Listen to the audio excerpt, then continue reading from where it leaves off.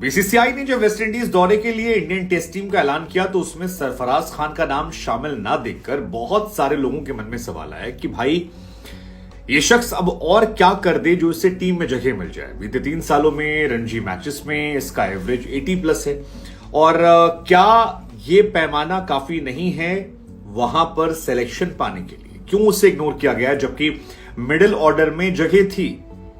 श्रेयस अय्यर के ना होने की वजह से, पुजारा के बाहर होने की वजह से स्लॉट्स खाली थे, तो ऐसे में सरफराज खान को क्यों मौका नहीं मिला?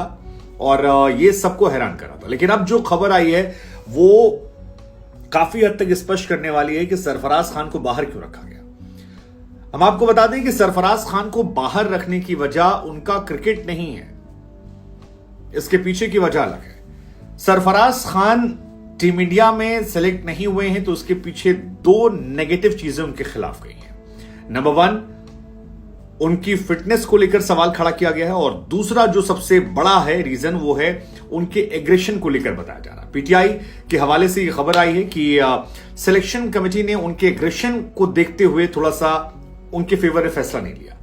दरअसल सरफराज खान ने एक मैच में शतक ठोका था और उसके बाद चेतन शर्मा जो सिलेक्टर थे उनकी तरफ उंगली करके इशारा किया था। कहा जाता है सेलिब्रेशन में थोड़ा ज्यादा भावनात्मक हो गए थे और वो बात बिहेवियर को लेकर उनके खिलाफ चली। और ये जो वीडियो हम आपको दिखा रही है वही मैच का वीडियो है जिसमें सरफराज खान ने वो पम्प्ड अप सेलिब्रेशन किया था।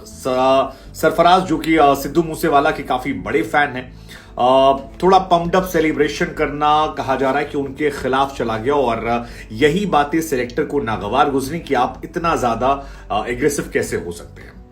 अब ये कितनी सही कहानी कितनी गलत कहानी वो बात की बात है, लेकिन सरफराज का शामिल ना होना एक बड़ा सवालिया निशान खड़ा कर रहा था और उसी के बाद हर कोई जानना चाह रहा था कि गुरु आखिर रीजन क्या है। सुनील गावस्कर साहब ने भी कहा था कि भैया इनको सेलेक्ट नहीं करोगे तो किसको करोगे? रणजी मैचेस बंद कर दो, आपको नहीं करना चाहिए। एक इंसान जो 80 के एवरेज से बना रहा है, 2 सीजन तो वो 100 के आसपास था, ऐसे में आप उसको बाहर क्यों कर रहे हो?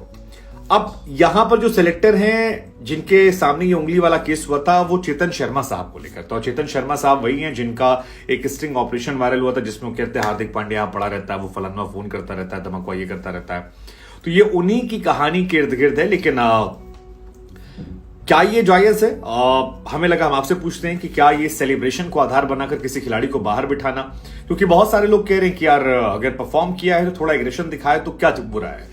क्या चेतन शर्मा के जाकर पैर छू लेने चाहिए थे?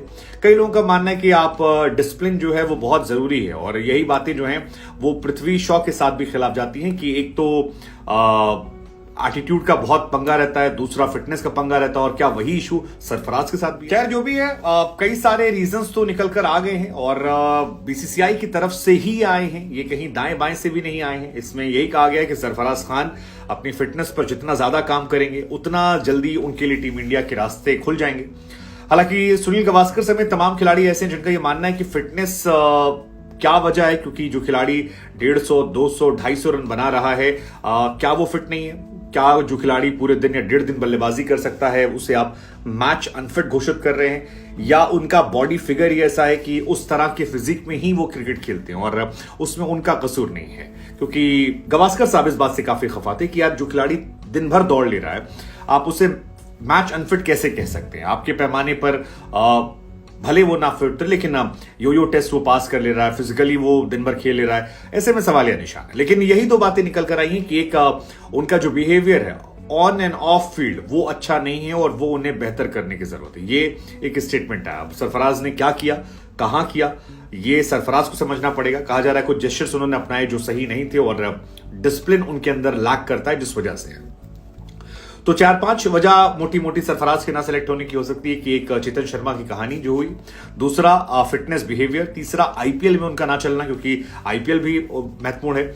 इंडिया आई की टूर्स में भी वो थोड़ा सा फ्लॉप हुए थे, वो भी एक है और उनका सेलिब्रेशन का जो अंदाज है वो उन पर बैकफायर कर चुका है। हालांकि बहुत सारे लोगों का मानना है कि यार एग्रेशन तो बहुत सारे खिलाड़ियों में और एग्रेशन अगर है तो फिर क्या दिक्कत है?